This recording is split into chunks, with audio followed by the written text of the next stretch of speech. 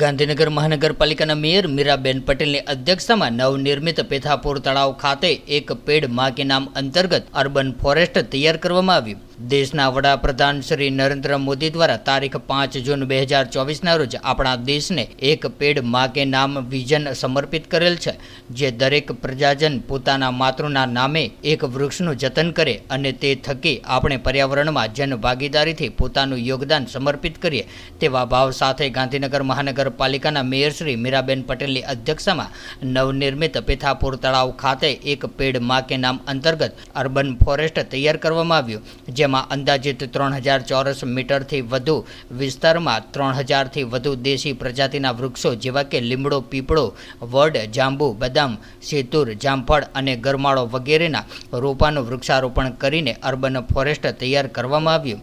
સાથોસાથ પેથાપુરમાં યોજાયેલ સેવા સેતુ કાર્યક્રમમાં એક પેડ માં કે નામ અંતર્ગત પ્રકૃતિ પ્રેમીઓ દ્વારા રજીસ્ટર થયેથી સ્થાનિક પ્રજાતિના રોપાનું વિતરણ કરવામાં આવ્યું હતું.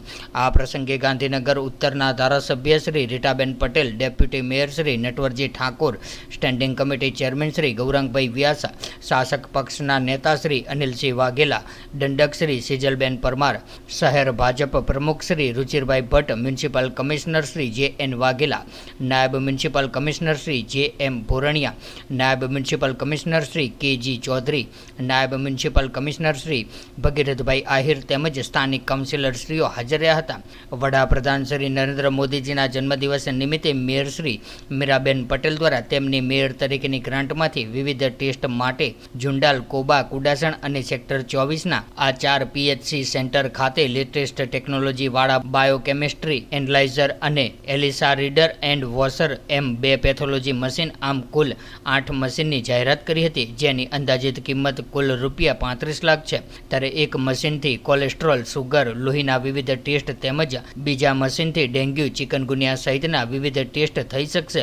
ત્યારે આ મશીનથી નગરજનોને ઘરની નજીક જ વિવિધ આરોગ્યલક્ષી સુવિધાઓ મળી રહેશે.